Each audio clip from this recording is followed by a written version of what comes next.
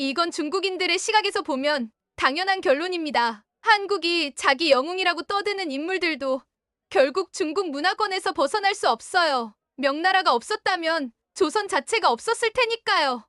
도대체 내가 뭘 잘못했다고 그래? 이 학교가 너무 한국 편향적인 거 아닙니까? 과연 무슨 일이 있었던 걸까요? 안녕하세요. 저는 링링이라고 해요. 베이징 사범대 역사교육과를 졸업 예정인 예비 교사입니다. 이번 학기에 프랑스에 있는 한 국제고등학교에서 교생 실습을 할 수 있다는 기회를 얻게 되었어요. 사실 이곳은 유럽에서도 꽤 수준 높은 교육기관으로 알려져 있고 전 세계 곳곳에서 온 학생들과 다양한 교류를 할 수 있다고 해서 기대가 컸죠. 그런데 저는 유학이나 연수를 온 게 아니라 중국의 역사와 문화를 가르치고 홍보하는 교생 역할을 맡았습니다. 솔직히 말하면 저는 어릴 때부터 중국은 세계에서 가장 크고 위대하며 주변국들은 모두 중국 문명의 영향하에 있었다 라는 중화 사상에 강한 믿음을 가져왔어요. 그래서 이번 교생 실습을 통해 유럽 땅에서도 우리 중국이 얼마나 뛰어난지 널리 알리고 싶다는 욕심이 있었습니다. 물론 프랑스라고 하면 예술과 문화의 본고장이란 이미지도 강하잖아요. 저도 이 나라가 궁금했지만 한편으로 마음속에는 그래도 동아시아 하면 중국이 최고라는 자부심이 자리 잡고 있었죠. 프랑스 학생들도 내 수업을 들으면 중국의 위상을 깨닫게 될 거야 하고 자신 있게 출국했습니다. 프랑스에 도착해 학교에 들어선 첫날, 국제고등학교 건물은 고풍스런 외관이 매력적이었어요. 복도와 교정 곳곳엔 전 세계 여러 나라 언어로 된 안내문이 붙어 있었죠. 그리고 저는 눈을 의심했습니다. 비엔베뉴 어서 오세요. 와우캄 환영합니다. 니하오 니하오. 고니지와 곤니치와. 안녕하세요. 반가운 중국어 니하오도 있었지만 어째서인지 한국어 안녕하세요 안내문도 큼직하게 붙어 있었거든요. 순간 뜨악했죠. 중국어만으로도 충분할 텐데 왜 한국어가 붙어 있어? 싶었어요. 나중에 교감 선생님과 인사할 때 물어보니 우리 학교 학생들 중에 한국 문화를 좋아하는 친구들이 상당히 많아요. 그래서 학교 차원에서도 한국어나 한국 문화를 소개하는 프로그램을 몇 년째 운영하고 있죠. 라고 대답하는 겁니다. 저는 속으로 한국 문화 굳이 라고 생각했지만 겉으론 미소 지으며 그렇군요 라고 했죠. 어차피 한국은 역사적으로 중국의 영향을 많이 받은 나라니까 학생들이 곧 진짜 대국이 어디인지를 깨닫겠지 라는 자신감이 있었습니다. 제가 맡은 첫 시범 수업은 중국 5000년 문명사를 주제로 진행됐습니다. 고등학생들이긴 해도 국제학과 학생들이니 각국 역사를 폭넓게 배우고 있다고 들었거든요. 저는 철저히 준비했습니다. PPT 자료에는 중국의 방대한 영토, 수많은 인구, 오래된 문명, 세계 2위 경제대국이라는 점을 강조했고 아시아의 맹주라는 표현도 빼놓지 않고 넣었어요. 교탁 앞에서 당당히 말문을 열었습니다. 안녕하세요. 저는 중국에서 온 교생 링링입니다. 우리 중국은 5000년이 넘는 유구한 역사를 지닌 세계 최고의 문명국입니다. 주변국들은 옛날부터 중국에 조공을 바쳐왔고 문화사상기술 전반에서 중국을 본받아 발전했지요. 처음엔 학생들이 고개를 끄덕이는 듯 보였어요. 역시 중국이 대단하다는 건 다들 인정하겠지 하고 생각했죠. 그때 앞줄에 앉은 프랑스계 학생 샤를이 손을 번쩍 들며 물었습니다. 중국이 대단한 건 알겠는데 요즘엔 한국이 K-팝, K-드라마로 굉장히 유명하던데요. 두 나라가 서로 영향을 주고받은 건 없나요? 저는 내심 왜 수업 시간에 한국 얘기를? 하고 어이가 없었지만 웃으며 대답했죠. 한국이라면 예로부터 중국의 조공국이었고 한자와 유교 사상을 수입해 간 나라입니다. 지금 잠깐 유명해 보일 수도 있지만 근본적으로는 중국 문화의 아류에 가깝다고 볼 수 있어요. 샤를이 어리둥절한 표정을 지으면서 그런가요? 라고 잠시 말을 흐렸습니다. 저는 여기서 한술 더 떠서 이렇게 말했어요. 한국 사람들은 이 사실을 인정하기 싫어하지만 역사적으로는 분명했죠. 인터넷이나 유튜브에서 찾아보면 증거가 많이 나와요. 학생들은 묘하게 썩 내켜하지 않는 표정이었지만 더 큰 반박 없이 넘어갔습니다. 저는 좋아. 첫 수업치곤 나쁘지 않네. 내가 중국의 위험을 확실히 알려줬다 하고 기분 좋게 교실을 나섰죠. 점심시간에 복도를 거닐다가 어떤 학생 무리들이 BTS 뮤직비디오를 휴대폰으로 틀어놓고 신나게 따라 부르는 모습을 봤습니다. 와, 진짜 멋있지 않아? 노래도 좋고 춤도 대단해. 저는 그 모습을 보며 마치 알레르기 반응이라도 일으킨 듯 속이 불쾌해졌습니다. 저런 건 중국에서 이미 몇 년 전부터 아이돌 그룹들이 했던 거야. 근본은 다 중국이 원조라고 주장하고 싶었지만 학생들이 너무 좋아하는 분위기라 차마 말을 꺼내진 못했어요. 그저 속으로 유럽에서 왜 한국 가수가 이렇게 인기지? 중국 인구가 훨씬 많은데 하고 의아했습니다. 내가 더 노력해서 중화사상을 알려야겠어. 여기 애들 아직은 잘 몰라서 그렇지 곧 정신 차릴 거야. 라며 마음을 다잡았죠. 다음 날 점심시간 식당 테이블에 앉아 있는데 옆자리에서 김치 얘기가 나왔습니다. 독일계 학생 루카스가 한국 친구와 이야기하더군요. 김치는 발효식품이라 건강에도 좋고 특유의 매콤한 맛이 중독성 있어. 우리 집에서도 직접 담가볼까 고민 중이야. 저는 참다 못해 끼어들었습니다. 김치. 그거 중국의 파오차이가 원조인데 한국 사람들이 자기들 것처럼 바꿔 부르는 거라는 주장도 있잖아요. 순간 아이들이 의아한 눈으로 저를 쳐다봤어요. 한국 학생 미나가 조심스럽게 대답했습니다.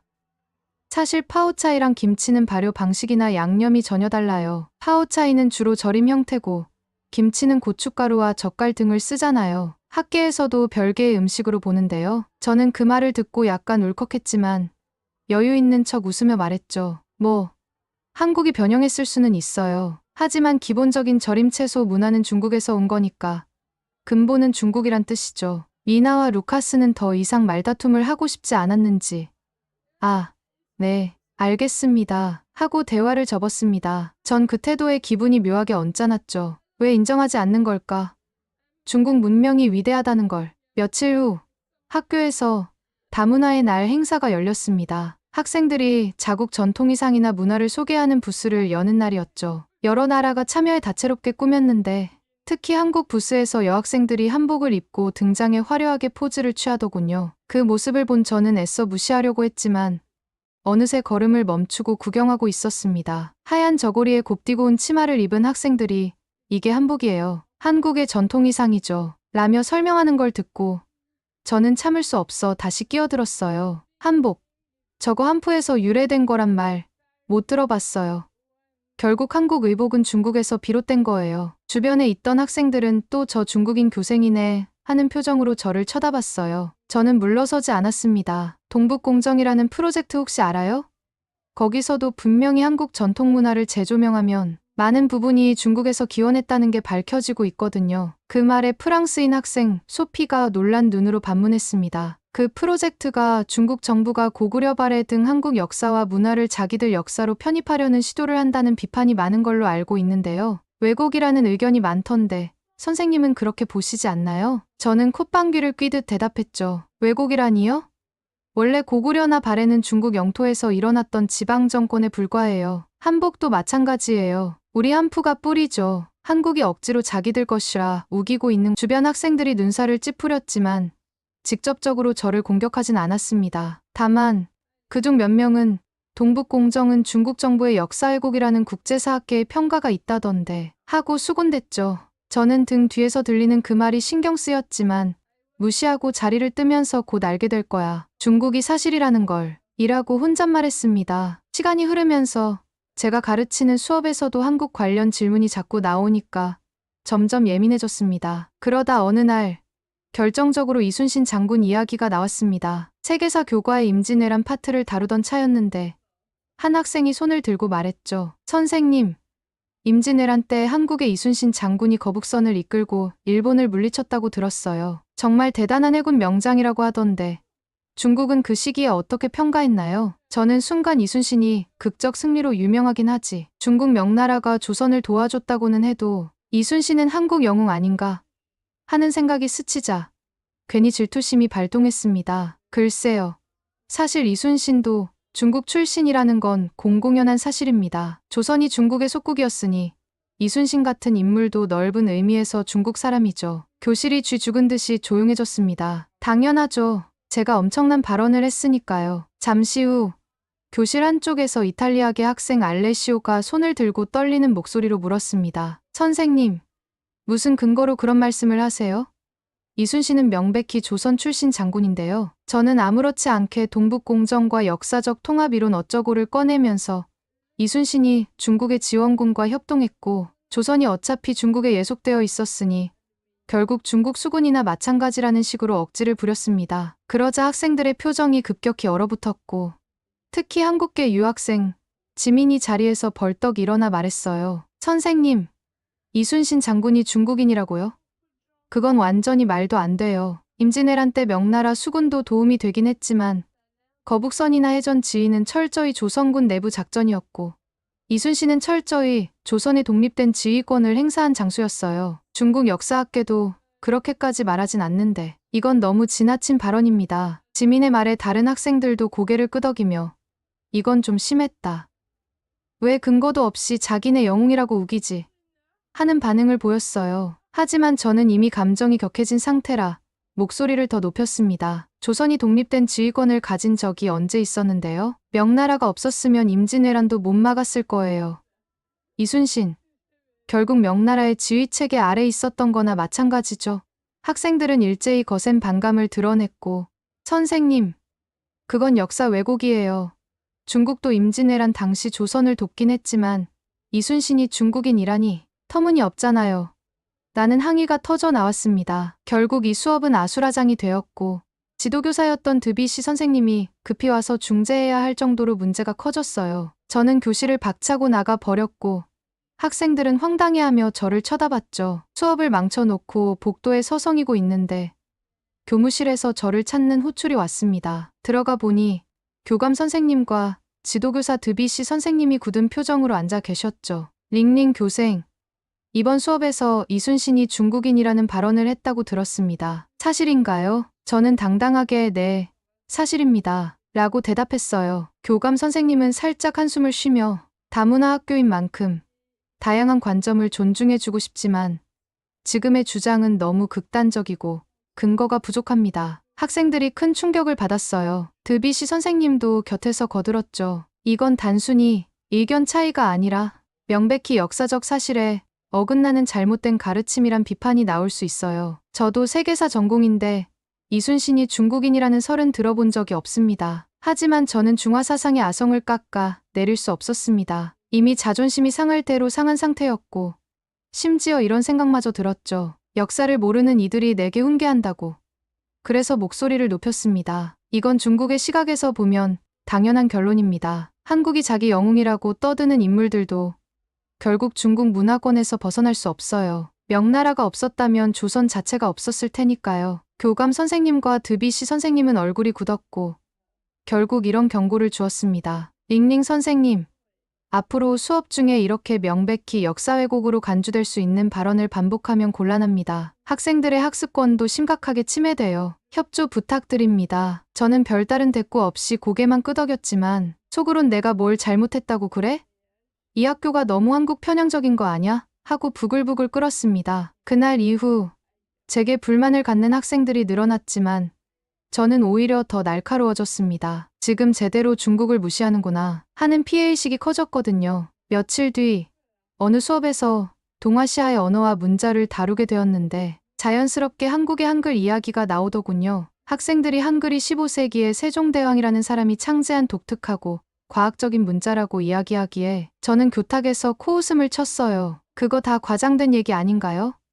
한글도 결국 한자의 영향을 받아서 단순한 문자일 뿐이라고 들었어요. 조선에서 한자를 못 읽는 백성들이 많으니 편의상 만든 거라고. 그래서 독창성이라기보다 중국 문자 문화를 기초로 한 열등한 아류라고 보는 견해도 있습니다. 수업을 듣던 학생들, 특히 한국어 클럽에 소속된 애들이 확실히 분노의 표정을 보였습니다. 영국인 학생 에밀리가 조용히 반박했죠. 선생님, 한글은 발음 기관을 본떠 만든 과학적 문자라는 평가를 세계 언어학자들이 하고 있고 세종대왕이 직접 만든 창제원리가 훈민정음, 해례본에 기록되어 있는 유일한 사례라고 알고 있어요. 한자와는 구성 방식부터 완전히 다른데요. 저는 이번에도 당당했습니다. 그래도 자주 쓰는 어휘가 전부 한자어 아니에요? 뿌리는 중국이고 한글은 독립적 문자로 보기 애매해요. 이때 스페인계 학생 클라라가 스마트폰을 들어보여주면서 UCLA, 케임브리지 등 여러 언어학자들이 한글을 가장 과학적인 문자 체계라고 극찬한 기사와 논문 요약을 꺼냈습니다. 여기 보면 명확히 나와 있어요. 한글은 세계 어느 문자와도 구별되는 독창적 원리를 지닌 문자다라고. 전혀 한자의 단순화 형태가 아니래요. 정말 많은 학자가 이렇게 말하던데요. 저는 그 자료를 슬쩍 본 뒤 오히려 비웃었습니다. 그 학자들이 중국 문자를 제대로 공부해봤나? 중국은 5,000년 동안 한자를 발전시켜왔고 그 위상은 누구도 부정 못해요. 한국은 그저 스스로를 과대포장해서 홍보하는 거겠죠. 학생들은 더 이상 말을 섞고 싶지 않다는 듯 서로 실망스럽게 쳐다봤고 수업 분위기는 최악이 되었습니다. 이후로도 동아시아 역사 단원에서 고구려와 발해의 얘기가 나오면 저는 그건 다 중국 지방정권이었다며 무턱대고 몰아붙였습니다. 심지어 고려나 조선 왕조가 독립국인 적이 있었냐? 줄곧 중국의 책봉을 받았잖느냐? 라고 주장했죠. 학생들은 점점 반감을 드러내기 시작했습니다. 특히 프랑스어와 세계사를 복수 전공한 소피가 매번 수업 시간에 객관적 사료나 논문을 인용하며 제 주장을 반박했어요. 소피 선생님, 고구려가 중국 내 소수민족 정권이었다는 건 중국 내 일부 학자들의 동북공정 시각인데 국제사학계에선 대체로 독립된 국가로 봐요. 영토가 지금의 중국 동북지방 일부를 포괄했지만 주민 구성이나 문화, 왕조 계보 모두 고유했잖아요. 링링저 그건 서양학계가 동아시아의 복잡한 역사를 잘 몰라서 그래요. 중국 기록을 보면 고구려가 중국에 조공을 바쳤다는 증거가 많거든요. 소피 그 시기엔 주변국들도 서로 조공책봉 관계가 있었어요. 꼭 식민지나 속국이라고 볼 순 없어요. 지금 유엔 가입한 독립국들도 상호 조약과 무역 협정을 맺듯 당시의 외교 형식이었던 한국 측 주장을 그대로 받아들인 거죠. 서양인들이 동아시아 사정을 이해 못하는 거고 이처럼 매번 논쟁이 생길 때마다 저는 동북공정 논리로 우기고 학생들과 교사들은 그건 편향된 주장이라고 반박하는 상황이 계속되었습니다. 점점 제 이미지는 편협하고 극단적인 중국 중심론자로 굳어져만 갔고요. 수업과 행사 때마다 이런 충돌이 반복되다 보니 어느 순간부터 학생들은 저를 중국을 찬양하기만 하는 위험한 교생이라며 기피하기 시작했습니다. 점심시간 식당에서도 제 옆자리에 앉으려는 학생이 없어졌고 복도를 지날 때도 제게 말을 거는 학생이 거의 사라졌죠. 저는 이게 다 한국이 괜히 인기를 얻는 바람에 아이들이 중국 문화를 오해하는 거야 라고 생각하며 울분을 삼켰습니다. 특히 한국어 클럽이 학교에서 점점 더 활성화되면서 동아시아에 관심 있는 학생들이 죄다 한국어 수업이나 K-팝 동아리에 몰려드는 걸 보니 정말 화가 났어요. 왜 중국어 클럽은 외면당하는 거지? 라며. 실제로 중국어 클럽은 지도 교사 부재와 학생들의 관심 부족으로 정원도 채우지 못하고 있었고 행정적으로 폐쇄될 위기에 처해 있었어요. 저는 내가 바로 중국어 클럽을 맡겠다, 다시 활성화하겠다라고 나서고 싶었지만 이미 학생들과 상호 갈등을 유발하는 교생이라는 인식 때문에 학교 측에서도 저를 탐탁지 않게 여겼습니다. 교생 실습 후반부 즈음 학교에선 공개 수업을 진행해 다른 선생님들과 학생, 학부모들이 참관하는 시간을 가졌습니다. 제가 담당한 주제는 현대 동아시아의 군사경제 관계였죠. 저는 이번 수업을 통해 중국의 압도적 군사력을 보여주며 한국은 사실상 중국에 맞설 힘이 없고 미국이 없으면 금방 붕괴될 나라라는 주장을 펼칠 작정이었어요. 수업은 대형 강당에서 열렸고 50명 가까운 청중이 지켜보는 가운데 저는 PPT에 중국 국방비세계 2위, 항공모함, 스텔스 전투기, DF 미사일 등을 화면 가득 띄웠습니다. 그리고 이렇게 말했죠. 보시다시피 중국은 현재 군사력에서 세계 최강 미국과 어깨를 나란히 하거나 일부 분야에서는 이미 추월했다는 평가도 있습니다. 반면에 한국은 국방비가 중국의 1015% 수준에 불과하고 항공모함도 없으며 핵무기도 보유하지 못했습니다. 사실상 미국의 지원 없이는 독자적 방어가 불가능해요. 학생들이 숨죽인 채 보고 있는 가운데 저는 점점 목소리를 높였습니다. 즉, 한국이 요즘 KPOP이며 경제 발전을 자랑하지만 군사적으로는 언제든 중국이 마음만 먹으면 압박이 가능합니다. 한국은 속국까지는 아니더라도 미국의 보호막이 사라지면 스스로를 지킬 수 없는 상황이죠. 그 순간 강당 분위기가 싸늘해졌어요. 속국, 언제든 압박 가능. 주변 프랑스 교사들도 당혹스럽게 저를 쳐다봤고 학생들은 이게 뭐지? 하는 표정을 지었죠. 잠시 뒤 한 학부모 역사학 전공 박사라고 했음까 손을 들어 질문했습니다. 선생님 말씀대로라면 한국은 자주국방 능력이 전혀 없는 나라처럼 들리는데 실제로 최근 한국이 독자적 무기 체계를 개발하고 방산 수출을 늘리는 소식도 많이 들립니다. KF-21 전투기 개발, K방산 수출 등이 국제 뉴스에 자주 나오던데요. 저는 코웃음을 치며 대답했습니다. 중국과 비교해 본다면 아무것도 아니죠. 재래식 전력을 조금 키우는 수준입니다. 핵무기도 없고 항공모함도 없으니 사실상 미국 없이는 의미가 없습니다. 다른 학생들도 선생님, 한국은 미국 동맹이긴 하지만 자체 기술력도 꽤 발전했는데요. 세계에서 인정받는 반도체 조선항공우주 산업도 있잖아요. 라고 지적하자 저는 또다시 과격한 발언을 했어요. 반도체나 조선, 항공우주. 그것도 중국이 마음먹고 투자하면 한국을 금방 추월할 수 있습니다. 숫자가 다 말해주잖아요. 인구 14억, 군사력 2위, GDP 2위. 한국은 절대 중국을 이길 수 없어요. 이 말이 떨어지자마자 강당 곳곳에서 저건 제국주의적 발상 아닌가? 학생들 앞에서 너무 편파적이잖아 하는 수군거림이 퍼졌습니다. 저도 눈치를 챘지만 이미 되돌릴 수 없었어요. 수업이 끝날 무렵 참관자로 와 있던 드비시 선생님이 갑자기 자리에서 일어서더니 모두가 보는 앞에서 저에게 말을 걸었습니다. 링링 선생, 오늘 발표한 내용을 보니 중국이 군사력에서 한국을 압도한다.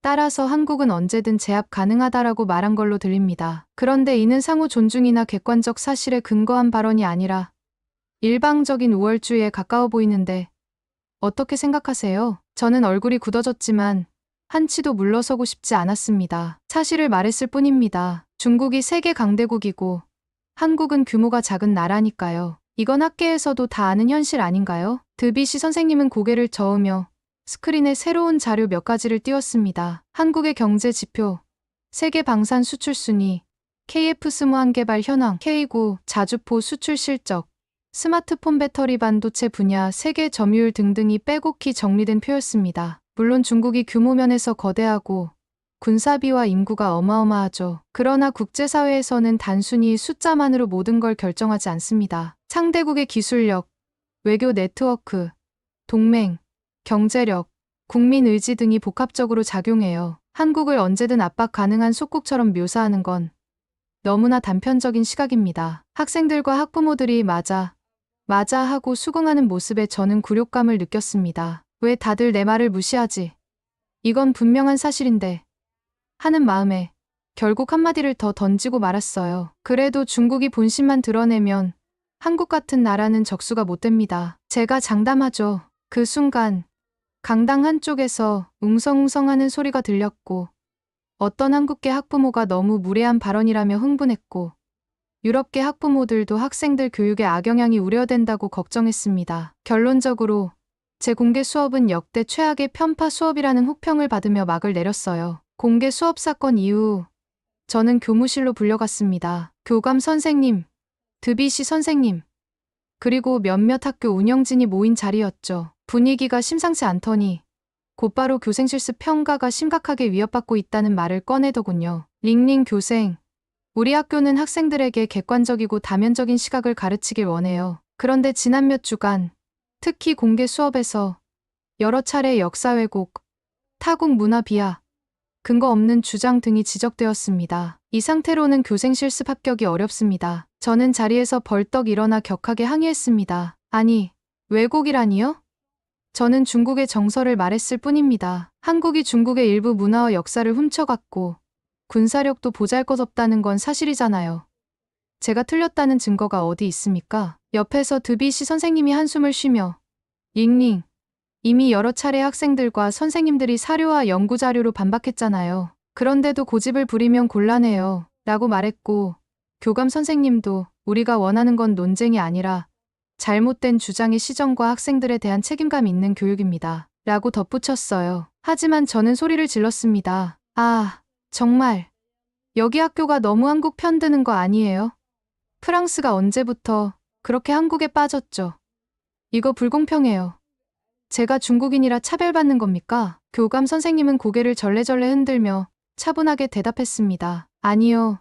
중국인이라서 차별받는 게 아니라 선생님이 사실무근 혹은 편향된 주장을 계속해서 학생에게 강요하기 때문에 문제가 되는 겁니다. 결국 회의 결과 링링은 교생 실습에서 낙제 판정을 받게 됐습니다. 프랑스 교사 자격을 따기 위한 실습이었지만 이 학교에선 더 이상 교생으로 인정받지 못하는 상황이 됐죠. 사실상 프랑스에서 교직 생활을 할 수 없게 된 것입니다. 낙제 통보를 받은 후 저는 더 이상 학교에 남아있을 이유가 없다고 느꼈습니다. 교감 선생님이 만약 향후 태도를 바꾸고 반성한다면 재평가 기회가 있을 수도 있다라고 했지만 저는 중화 사상을 포기할 생각이 전혀 없었거든요. 어차피 내가 옳은데 이들이 날 이해 못하는 것이라고 믿었죠. 결국 며칠 뒤 교생 실습 중도 포기로 처리하고 제 방을 정리했습니다. 복도를 지날 때 한국어 클럽에서 학생들이 웃으며 한국 드라마 오징어 게임을 함께 시청하는 모습이 보였어요. 누가 봐도 즐거워 보였죠. 그 장면을 보는 순간 제 마음 깊숙한 곳에서 대체 한국이 뭐길래 이렇게 전 세계 젊은이들을 홀리고 있지? 라는 생각과 함께 정체 모를 열등감이 치솟았습니다. 그렇다고 제가 갑자기 생각을 바꿀 순 없었습니다. 중국이야말로 진짜 강대국이고 언젠가 전 세계가 그 사실을 인정하게 될 거야. 라고 스스로 위로하며 짐가방을 끌고 학교를 빠져나왔죠. 작별 인사를 하려는 교사들이 몇 명 있었지만 저는 그저 고개만 까딱하고 도망치듯 나와 버렸습니다. 프랑스 국제고등학교에서 버스를 타고 공항으로 가는 길에 창문 밖의 풍경은 평온했지만 제 마음은 쓸쓸함과 분노로 가득 찼습니다. 왜 아무도 내 말에 공감하지 않았지? 모두가 내가 틀렸다고만 했어. 라며 억울함을 곱씹고 있었습니다. 하지만 비행기에 올라 자리에 앉자마자 머릿속에는 학생들과 교사들이 보여줬던 사료와 논문, 근거 자료들이 주마등처럼 스쳐갔어요. 정말 내 주장이 전부 맞을까?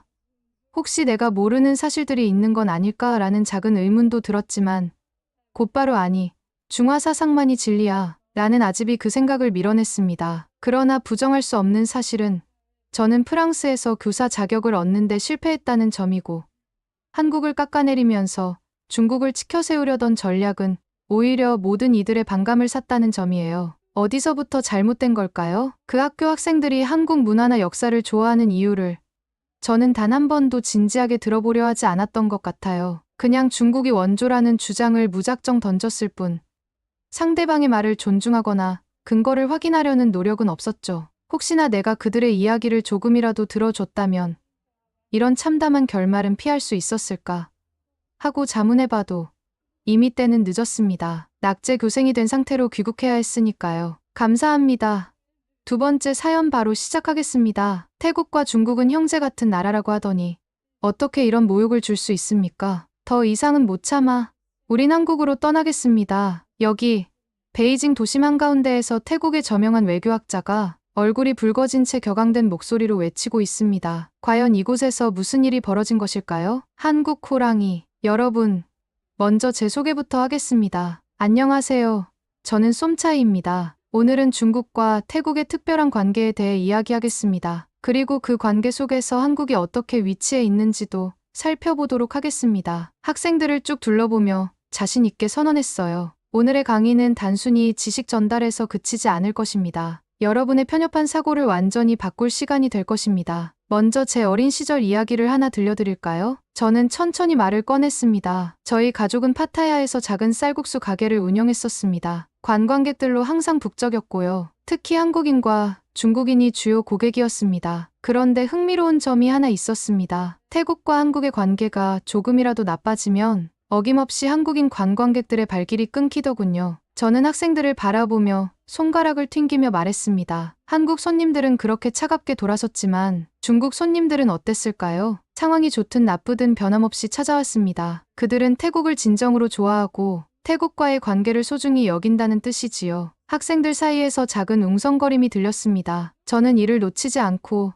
말을 이어갔습니다. 이게 바로 중국과 한국의 본질적인 차이입니다. 중국은 우리의 오랜 형제 같은 나라로 진정성을 가지고 관계를 이어가고 있습니다. 반면 한국은 상황에 따라 변덕스럽게 움직입니다. 여러분, 이 차이를 제대로 이해하지 못하면 언젠간 한국에게 뒤통수를 맞을 수 있습니다. 최근 한국에서 벌어진 일들을 보셨습니까? 저는 학생들에게 질문을 던졌어요. 한국은 태국인 불법 노동자들을 대거 강제 추방하며 그들에게 최소한의 배려도 보여주지 않았지요. 심지어 현대자동차 같은 대기업에서는 태국인 근로자들을 일방적으로 해고하기도 했습니다. 학생들 사이에서 웅성거림이 커지자 저는 말을 이어갔습니다. 이뿐만이 아닙니다. 한국 공항에서 태국인들이 입국을 거부당하는 일이 잦아지면서 태국인들 사이에서 한국에 대한 혐오감이 극에 달하고 있습니다. 입국 심사 과정에서 모욕적인 대우를 받았다는 이야기들은 여러분도 들어보셨을 겁니다. 한국은 우리 태국인을 동등하게 대하지 않습니다. 이런 행동이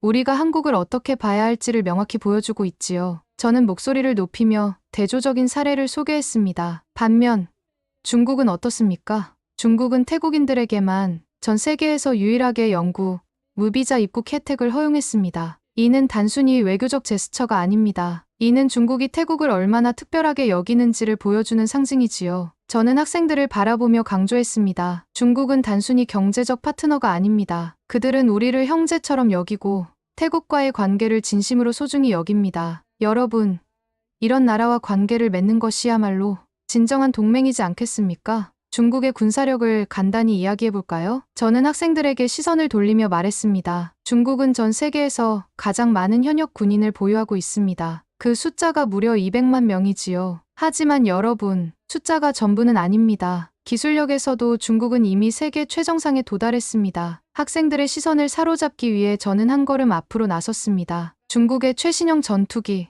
스텔스 폭격기, 항공모함, 그리고 극초음속 미사일에 대해 들어보셨나요? 이런 첨단 무기들은 미국조차 두려워합니다. 바로 이 중국이 우리 태국과 군사훈련을 함께 진행하고 최신 장비를 지원하고 있다는 점을 생각해 보세요. 저는 더욱더 열정적으로 말했습니다. 여러분, 태국과 중국은 단순히 협력하는 수준이 아닙니다. 우리는 진정한 군사적 동맹 관계를 맺고 있습니다. 이런 관계를 자랑스럽게 여기지 않을 수 없습니다. 그렇다면 태국은 어떨까요? 저는 학생들에게 질문을 던졌습니다. 태국은 동남아시아에서 가장 꾸준히 국방력을 키워온 나라입니다. 우리는 단순히 국방비를 늘리는 데 그치지 않았습니다. 중국과의 협력을 통해 최신 군사 장비를 도입하고 연합훈련으로 실질적인 전력을 강화해왔습니다. 저는 흥미진진하게 이어갔습니다. 코브라 골드 훈련 같은 국제적 협력 사례는 태국을 더욱 강하게 만들었습니다. 우리 국방력은 미국이나 다른 강대국에 의존하지 않고도 자립할 수 있는 수준에 도달했습니다. 여러분,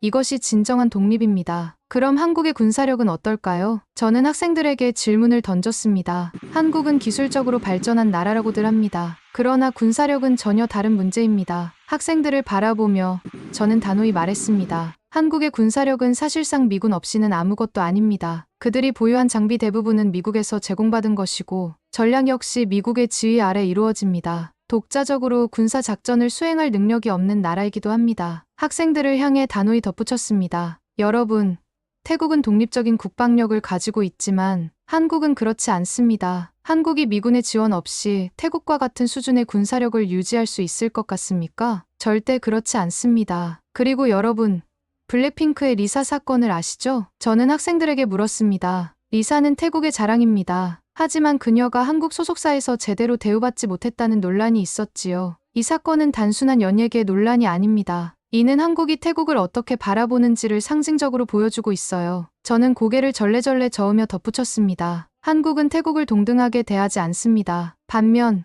중국은 우리를 언제나 존중합니다. 여러분, 이런 차이를 이해하지 못한다면 한국에게 또 당하고 말 겁니다. 여러분, 태국과 중국은 단순한 협력 관계가 아닙니다. 우리는 역사적으로, 군사적으로, 그리고 경제적으로 불가분의 관계를 맺고 있습니다. 한국처럼 외세에 의존하는 나라와는 비교할 수 없지요. 태국의 미래는 강력한 중국과 함께 빛날 것입니다. 학생들은 큰 감명을 받은 표정으로 박수를 보냈습니다. 저는 학생들을 향해 미소를 지으며 마무리했습니다. 여러분, 이제는 태국과 중국의 관계를 자랑스럽게 여길 때입니다. 그리고 여러분이 그 관계를 더 깊이 이해하고 발전시키는 주역이 되어야 하겠지요. 그리고 학기가 끝나갈 무렵 저는 학생들에게 공지를 했습니다. 여러분, 중국은 단순히 거대한 나라가 아닙니다. 중국은 오늘날 세계를 움직이는 중심이며 우리가 배워야 할 것이 산더미처럼 많은 나라입니다. 그리고 뉴스와 책만으로는 그 위대함을 온전히 느낄 수 없습니다. 그래서 이번 학기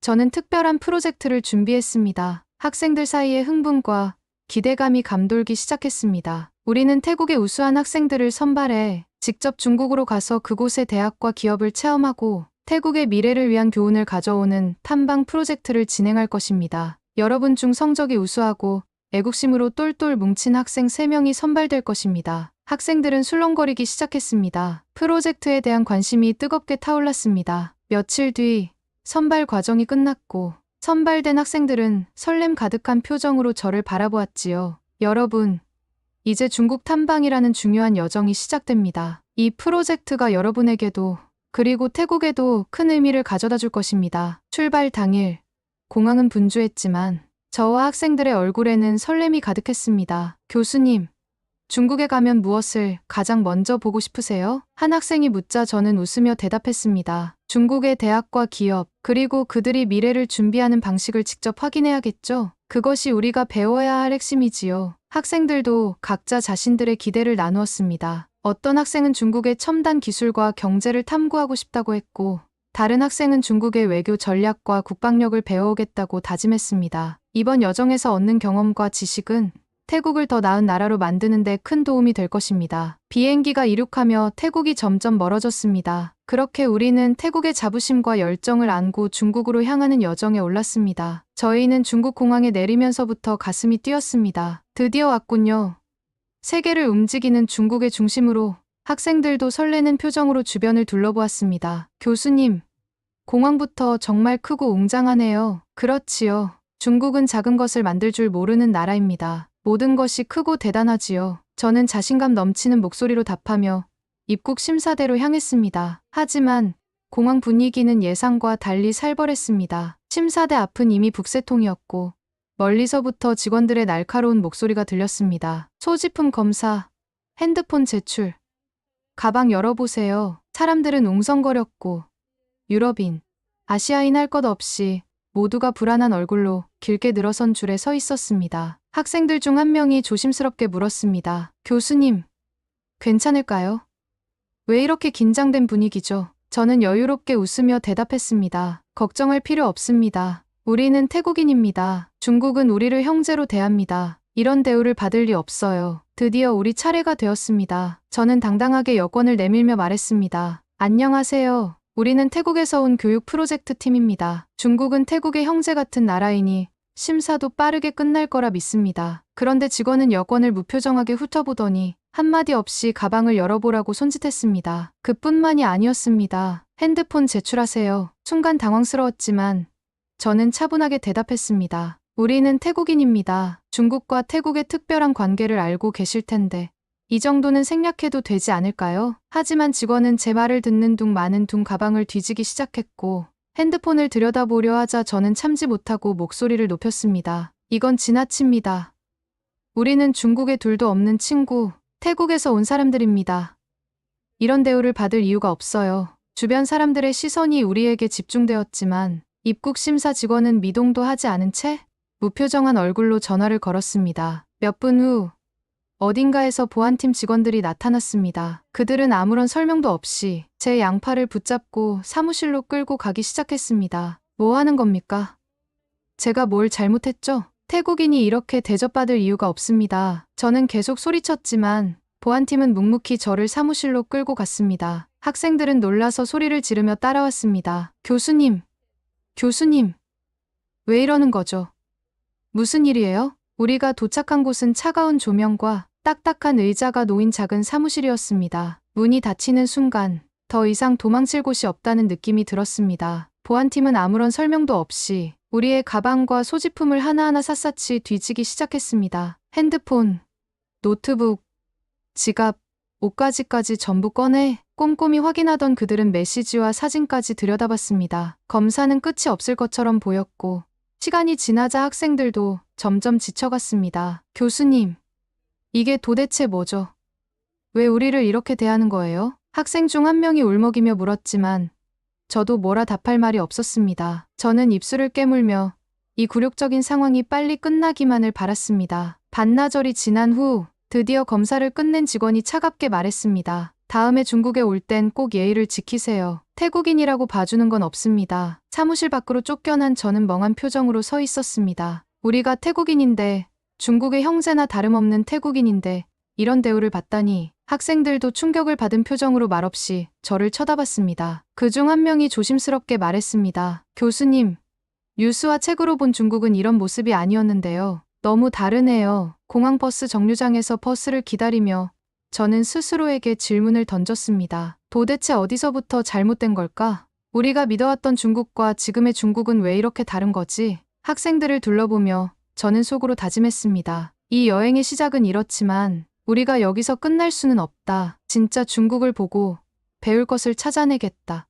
이 모든 경험이 태국의 미래를 위한 교훈이 될 것이다. 그렇게 우리는 초라한 기분으로 공항 버스에 올라탔어요. 첫날 일정을 시작하며 저는 학생들에게 말했습니다. 여러분, 중국 음식은 세계적으로 유명합니다. 숙소 근처의 유명 맛집에서 중국 요리를 제대로 즐기고 에너지를 채웁시다. 학생들은 고개를 끄덕이며 기대에 차 있었습니다. 교수님, 중국 음식을 직접 맛보는 건 저도 처음이에요. 정말 기대됩니다. 맛집에 도착했을 때 우리는 입구부터 웨이팅 줄을 보고 놀랐습니다. 이 정도로 사람이 많다니 분명히 맛있을 겁니다. 줄을 서서 기다리며 저는 학생들에게 자신감을 불어넣었습니다. 드디어 자리를 잡고 메뉴판을 펼쳤는데 가격을 보고 모두 입을 다물었습니다. 이게 국수 한 그릇 가격이라고요? 학생들이 웅성거리자 저는 웃으며 말했습니다. 고급 요리여서 그런가 봅니다. 하지만 이왕 온 김에 제대로 먹어봅시다. 우리는 가장 인기 있다는 요리 몇 가지를 주문했습니다. 음식이 나오자 학생들은 기대감에 찬 얼굴로 한 입씩 먹어봤습니다. 그리고 동시에 굳은 표정으로 저를 바라보았습니다. 교수님, 이게 대체 무슨 맛이에요? 저도 국물을 떠먹어보고 말문이 막혔습니다. 이건 그냥 짠물 아니, 소금물입니다. 고기는 고무 같고 학생들은 숟가락을 내려놓고 서로 눈치를 보기 시작했습니다. 그러나 저는 이대로 있을 수 없었습니다. 여러분, 이건 용납할 수 없습니다. 중국의 요리가 이 정도 수준일 리가 없어요. 제가 직접 주방장과 이야기하겠습니다. 저는 자리에서 벌떡 일어나 주방으로 향했습니다. 학생들이 말리려 했지만 이미 늦었습니다. 주방장 나와 보시오. 당신이 이 음식을 만든 사람입니까? 주방장은 당황한 표정으로 대답했습니다. 네. 무슨 문제가 있으신가요? 저는 손가락으로 음식을 가리키며 말했습니다. 내가 중국 음식을 얼마나 기대하고 왔는데 이런 걸 요리라고 내놓다니. 이게 중국의 수준입니까? 이 가격에 이 음식을 내놓다니 부끄럽지도 않습니까? 사장은 냉소적으로 말했습니다. 손님, 음식이 마음에 안 드시면 안 드셔도 됩니다. 하지만 계산은 하고 나가셔야 합니다. 여기서 더 소란 피우시면 법적으로 대응하겠습니다. 결국 저는 학생들과 함께 말도 안 되는 가격을 지불하고 식당을 나왔습니다. 학생 중 한 명이 조심스럽게 말했습니다. 교수님, 이게 중국의 유명 맛집이라니 너무 실망스럽네요. 저는 그 말을 듣고 더욱 분노했습니다. 이게 중국의 수준일 리가 없습니다. 다시 제대로 된 곳을 찾아보죠. 우리는 제대로 된 식사를 하기 위해 어쩔 수 없이 태국 음식점을 찾아 나섰습니다. 중국에서 태국 음식을 먹는 게 조금 이상하긴 하지만 우리 배부터 채웁시다. 그래야 여행을 이어갈 수 있어요. 학생들도 지친 표정으로 고개를 끄덕이며 따라왔습니다. 음식점에 도착해 쌀국수를 주문했지만 음식이 나오자마자 모두 다시 굳어버렸습니다. 이건 태국 쌀국수가 아니잖아요. 큼한 냄새가 나는 국물 너무 짜고 면발은 우수수 부서졌고 고기는 도저히 씹을 수 없을 정도로 질겼습니다. 학생들이 숟가락을 내려놓으며 말했습니다. 교수님, 이건 태국 음식이 아니라 대참사예요. 여기서 이걸 태국 음식이라고 팔고 있다니. 저도 한 입 먹고는 숟가락을 내려놓았습니다. 이건 태국 음식을 모독하는 수준입니다. 태국 음식을 이렇게 엉망으로 만들어 놓고 사람들에게 이게 태국 요리라고 생각하게 만든다면 우리 태국의 명성이 어떻게 되겠습니까? 결국 우리는 제대로 된 식사를 하지 못한 채 호텔로 돌아갔습니다. 학생 중 한 명이 울먹이며 말했습니다. 교수님, 중국은 정말 대단한 나라라더니 왜 이렇게 실망스러운 일이 연달아 일어나는 걸까요? 저희 모두는 한숨을 푹 쉬었어요. 그리고 호텔 방 문을 열고 들어선 순간 모두가 무거운 침묵에 빠졌습니다. 학생들은 의자에 털썩 주저앉았고 저는 셔츠 단추를 풀며 한숨을 내뱉었습니다. 이게 무슨 여행입니까? 시작부터 이렇게 어려운 건 처음입니다. 학생 중 한 명이 조심스럽게 말했습니다. 교수님, 저희 그냥 편의점에서 뭐라도 사올까요? 더 돌아다닐 힘이 없어요. 저는 잠시 고민하다가 고개를 끄덕였습니다. 좋아요. 오늘은 빵과 우유라도 먹고 빨리 쉬죠. 내일을 위해 체력을 아껴야 하니까요. 학생들이 편의점에서 사온 빵과 우유를 꺼내놓자 방 안의 씁쓸한 분위기가 감돌았습니다. 교수님, 이 빵이라도 드세요. 오늘 하루 정말 고생하셨어요. 저는 빵을 물끄러미 바라보다가 한 조각을 입에 넣었습니다. 하지만 한 입 베어 문 순간 더 이상 참을 수 없었습니다. 이게 여행에서 먹을 음식입니까? 이건 그냥 우리 학교 매점에서 먹는 빵과 뭐가 다릅니까? 학생들이 놀라 저를 쳐다봤지만 저는 계속해서 불만을 토로했습니다. 이렇게 큰 나라인 중국에서, 이렇게 위대한 역사를 가진 나라에서 음식을 제대로 먹을 수 없다니. 이게 무슨 말이 됩니까? 학생들은 조용히 빵을 먹으며 눈치를 봤습니다. 교수님, 내일부터는 전 세계 최고 명문대들을 가볼 예정이니 오늘은 그냥 운이 안 좋았던 걸로 생각해요. 한 학생이 조심스럽게 말했지만 저는 이미 분노와 실망이 가득 차 있었습니다. 이게 운이야?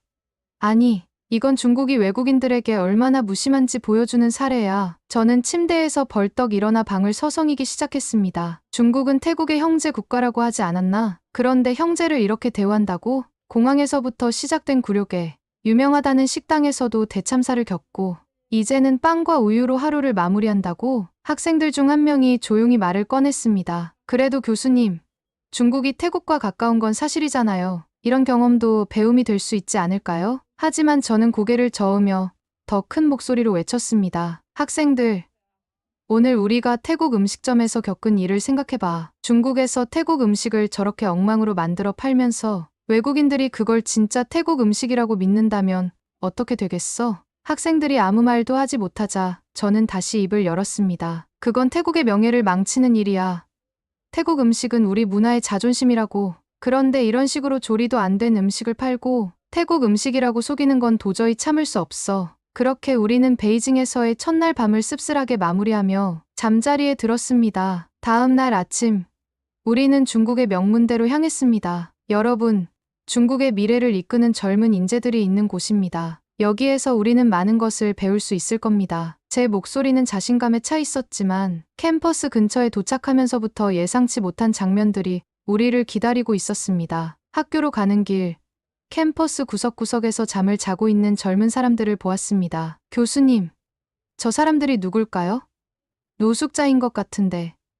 너무 젊어 보이는데요? 학생들 중 한 명이 의아한 표정으로 물었습니다. 처음엔 저도 별다른 의심 없이 지나쳤지만 이상한 기분이 들었습니다. 명문대 근처에서 이런 광경을 본 적이 없었으니까요. 캠퍼스 근처인데 단순한 노숙자가 아니라면 대체 뭐 하는 사람들일까요? 학생들과 함께 의문을 품은 채 캠퍼스를 둘러보기 시작했습니다. 대학 안에 있는 카페에 자리를 잡고 앉았을 때 우리는 충격적인 이야기를 들었습니다. 캠퍼스에서 마주친 젊은이들은 단순한 노숙자가 아니었습니다. 그들은 졸업을 앞둔 학생들, 혹은 이미 졸업한 베이징대 출신 청년들이었습니다. 한 테이블에서 들려오는 이야기에 귀를 기울였을 때 우리는 상황의 심각성을 깨달았습니다. 올해 대학 졸업생이 1179만 명이나 된대. 그런데 일자리가 없어. 청년 실업률이 17.1%라는데 이게 실제 수치일까? 정부가 숫자를 조작한 게 분명해.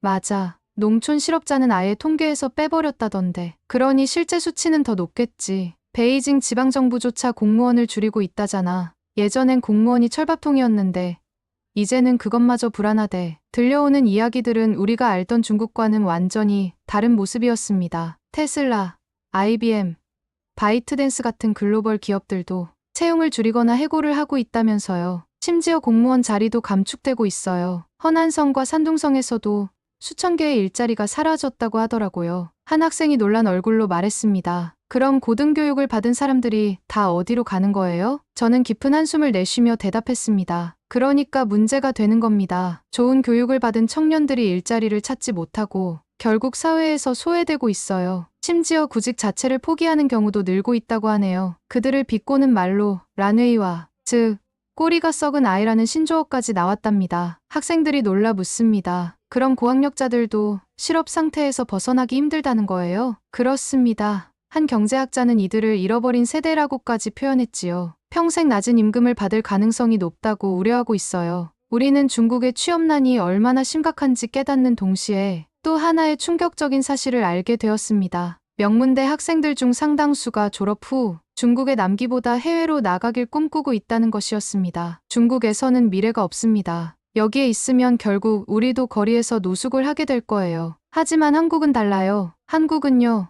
학원, 무역회사, 관광회사 같은 곳에만 취업해도 가족을 모두 먹여 살릴 수 있을 만큼 돈을 벌 수 있대요. 다른 학생이 고개를 끄덕이며 덧붙였습니다. 그래서 요즘 중국에서 한국어 학원이 인기랍니다. 한국에서 일하기 위해 많은 학생들이 한국어를 배우고 있어요. 한 학생이 말을 이어갔습니다. 중국에서 태어난 게 자랑이었던 시절도 있었지만 지금은 아니에요. 한국에 가서 일할 기회를 얻는 게 오히려 더 큰 성공이라고 생각됩니다. 이번 탐방은 우리가 기대했던 것과는 완전히 달랐습니다. 명문대라 불리는 곳에서조차 청년 실업 문제는 심각했고 학생들은 희망 대신 절망을 이야기하고 있었습니다. 학생들이 저에게 물었습니다. 교수님, 이런 상황을 본다면 중국을 태국의 롤모델로 삼는 건 잘못된 생각일까요? 저는 잠시 침묵하다가 조심스럽게 대답했습니다. 중국은 여전히 세계적으로 중요한 나라입니다. 하지만 오늘 우리가 본 것은 그들도 해결해야 할 문제가 많다는 사실입니다. 무엇보다 우리가 배울 것은 태국도 이런 실수를 반복하지 않아야 한다는 점이지요. 우리는 탐방을 마치고 숙소로 돌아온 우리는 모두 충격에 빠져 있었습니다. 학생들은 캠퍼스 주변에서 마주한 청년 노숙자들의 모습과 들려온 청년 실업 문제에 대해 깊은 생각에 잠겨 있었습니다. 교수님, 우리랑 너무 비슷한 상황이에요. 학생들 중 한 명이 말을 꺼내자 다른 학생들도 고개를 끄덕였습니다. 중국은 경제 규모도 크고 기술도 발달했는데 이런 문제를 겪는다면 태국은 얼마나 더 심각한 거죠? 한 학생이 화면을 가리키며 소리쳤습니다. 교수님, 여기 좀 보세요. 여기 사람들이 중국 여행에서 얼마나 힘들었는지 쓰고 있어요. 그런데 한국 여행은 완전히 반대라고 하네요. 학생들이 몰려들어 화면을 읽기 시작했습니다. 중국에서 죽다. 한국 가서 살아났다. 한국은 음식부터 교통, 관광지 안내까지 모든 게 여행자를 위한 나라다. 한국에선 후회 없는 선택만 했다. 학생들 중 한 명이 놀란 얼굴로 말했습니다. 교수님, 이거 정말 믿어도 될까요? 후기가 너무 대조적이에요. 다른 학생도 동조하며 덧붙였습니다. 저희도 한국으로 가보면 어떨까요? 여기 후기들을 보면 정말 좋은 경험이 될 것 같아요. 그 말을 들으니 저도 생각에 잠겼습니다. 중국에서의 경험은 실망스러웠다. 학생들에게 더 나은 것을 보여줄 수 있다면 한국으로 가는 것도 나쁘지 않을지도 몰라. 저는 숙소의 조용한 분위기를 깨고 말을 꺼냈습니다. 여러분, 혹시 지금이라도 한국으로 가보는 게 어떨까요? 여기 후기들을 보니 중국에서 우리가 겪은 실망스러운 경험과는 완전히 다르다고 합니다. 여행자들도 후회하지 않았다고 하네요. 학생들은 눈을 반짝이며 긍정적인 반응을 보였습니다. 정말요? 한국에서는 더 좋은 경험을 할 수 있을까요? 음식부터 교통까지 중국과는 비교할 수 없다는 얘기가 많던데요. 교수님, 저희 정말 가보고 싶어요. 학생들은 환호했고 저는 그들의 열정을 보며 다짐했습니다. 이 선택이 옳았다고 증명할 수 있도록 한국에서는 반드시 값진 교훈을 얻어내겠다고 다짐했어요. 그리고 저희는 더 이상 중국에 있을 필요가 없다고 판단했고 바로 한국으로 출발했습니다. 한국 땅에 첫 발을 내딛는 순간 우리는 눈앞에 펼쳐진 광경에 입을 다물 수 없었습니다. 인천공항은 마치 미래 도시의 한 장면 같았죠. 길을 헤맬 틈조차 없을 만큼 명확한 안내 표지판, 깔끔하게 정돈된 공간, 그리고 첨단 기술로 무장한 시스템은 우리가 전에 경험했던 다른 공항들과는 차원이 달랐습니다. 교수님, 여기 공항 정말 대단한데요? 이게 진짜 공항이에요. 아니면 관광지예요? 한 학생이 흥분한 목소리로 말하자 저도 미소를 지으며 대답했습니다. 이 공항이 대한민국의 첫인상을 좌우하는 곳이겠지. 벌써부터 기대되는데. 식당가로 향하던 중 한국 공항의 쾌적한 공기와 밝은 조명은 우리를 더욱 설레게 했습니다. 우리가 선택한 첫 식사는 한국에서 유명한 보양식 중 하나인 갈비탕이었습니다. 음식이 나오자 첫 숟가락을 뜨는 순간 모두의 표정이 달라졌습니다. 교수님, 이 국물 맛 좀 보세요. 이런 깊은 맛은 처음이에요. 학생 한 명이 감탄하자 다른 학생도 덩달아 외쳤습니다. 이게 진짜 음식이죠. 중국에서의 음식은 비교도 안 돼요. 저 역시 고개를 끄덕이며 국물을 음미했습니다. 이 한 그릇만으로도 한국의 음식 문화가 얼마나 체계적이고 정성이 담겨 있는지 알 수 있다. 이 나라 정말 흥미롭군. 다음 날 우리는 한국의 대표적인 취업박람회에 참가하기로 했습니다. 교수님, 한국에서 취업박람회는 어떤 모습일까요?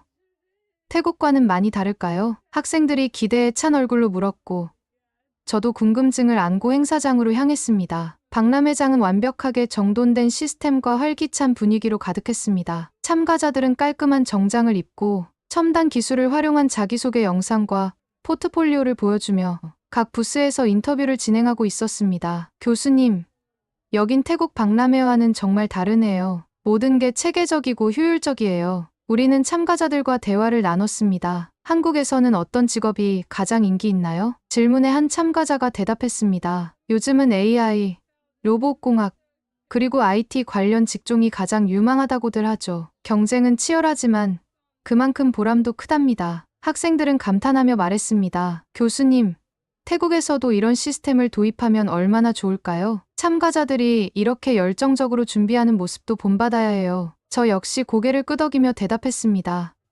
맞다. 이런 체계와 열정은 태국이 배워야 할 부분이 많다. 박람회를 마치고 우리는 한국의 명문대를 탐방하기로 했습니다. 첫 번째로 방문한 곳은 서울대학교였습니다. 캠퍼스는 깔끔하고 체계적이었으며 곳곳에서 학생들이 공부에 몰두하는 모습을 볼 수 있었습니다. 학생들과 이야기를 나누던 중 우리는 또 하나의 차이점을 발견했습니다. 여기선 교수님들도 연구와 강의에만 집중할 수 있도록 행정적인 지원이 철저해요. 학생들도 그런 환경에서 최선을 다할 수 있는 거죠. 학생들은 캠퍼스를 둘러보며 말했습니다. 교수님, 태국에도 이런 환경이 있으면 정말 좋을 텐데요. 이곳에선 공부 자체가 하나의 문화처럼 느껴져요. 탐방을 마치고 우연히 발견한 한국의 태국 음식점은 우리에게 또 하나의 놀라움을 안겨주었습니다. 교수님, 여기 태국 음식점이 있대요.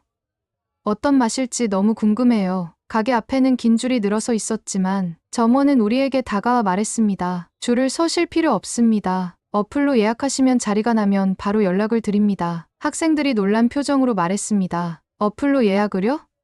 이게 정말 가능하다고요? 그렇게 간단히 예약을 마치고 시간이 되어 가게에 들어섰을 때 또 다른 광경이 우리를 기다리고 있었습니다. 모든 주문은 태블릿으로 진행되었고 음식은 서빙 로봇에 실려 테이블로 배달되었습니다. 학생들이 충격을 받은 듯 외쳤습니다. 교수님, 이거 정말 대단해요. 태국에선 상상도 못할 일이잖아요. 저 역시 로봇을 보며 생각했습니다. 한국은 단순히 기술이 발달한 나라가 아니라 실생활의 기술을 완벽히 접목시킨 나라구나. 여행 마지막 날, 우리는 태국으로 돌아가는 비행기를 기다리며 한국에서의 경험을 되짚었습니다. 교수님, 한국에서의 이 모든 경험은 정말 특별했어요. 태국에도 이런 혁신이 필요하다는 걸 절실히 느꼈습니다. 저는 고개를 끄덕이며 대답했습니다. 맞다. 이번 여행에서 우리가 배운 것은 단순히 기술이나 시스템뿐만이 아니다. 한국인들의 노력과 열정이 이 나라를 만들어낸 것이다. 그러나 태국에 도착한 후 현실은 우리를 다시금 무겁게 짓눌렀습니다. 공항의 혼잡한 분위기와 낡은 시설, 무질서한 교통 시스템은 우리가 방금 떠나온 한국과는 너무도 대조적이었습니다. 학생들은 공항 밖으로 나서며 작게 한숨을 내쉬었습니다. 교수님, 태국은 왜 이렇게 뒤처져 있을까요? 다른 학생도 힘없이 말을 이었습니다. 우리는 왜 이런 환경에 익숙해져 버린 걸까요? 이제는 이게 너무 불편하게 느껴져요. 그들의 말은 맞았습니다. 한국에서 본 공항의 효율성과 깔끔함, 대중교통의 편리함, 그리고 무엇보다 사람들이 보여준 책임감과 자부심은 태국과는 너무도 다른 모습이었습니다. 며칠 후 학생들과의 모임에서 한 학생이 눈물을 글썽이며 말했습니다. 교수님, 한국에서 본 사람들은 정말 열심히 살고 있었어요. 그들은 자기 자리에서 최선을 다하고 있었는데 우리는 왜 이렇게 되는 대로 살아가는 걸까요? 다른 학생도 한숨을 내쉬며 덧붙였습니다. 태국은 국민성도 경제력도 모두 한국에 뒤처져 있는 것 같아요. 우리가 이걸 바꿀 수 있을까요? 아니, 바뀔 수나 있을까요? 그들의 슬픔과 좌절은 곧 저의 것이기도 했습니다. 한국에서 본 모습들은 우리에게 태국의 현실을 더욱 날카롭게 깨닫게 해주었고 그 격차는 생각보다 훨씬 컸습니다. 저는 무거운 마음으로 학생들에게 말했습니다.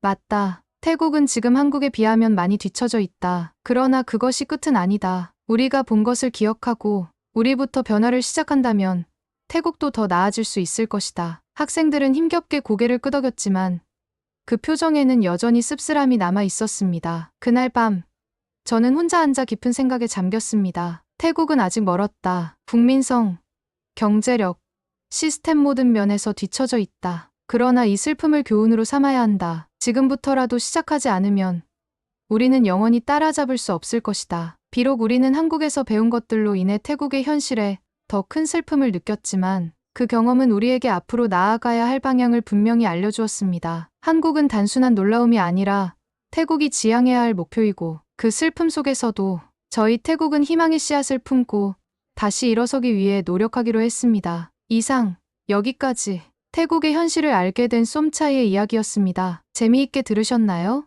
다음에도 더 재미있고 감동적인 이야기를 원하신다면 좋아요와 댓글 부탁드립니다. 여러분의 응원 하나가 저에게는 큰 힘이 된답니다. 한국 호랑이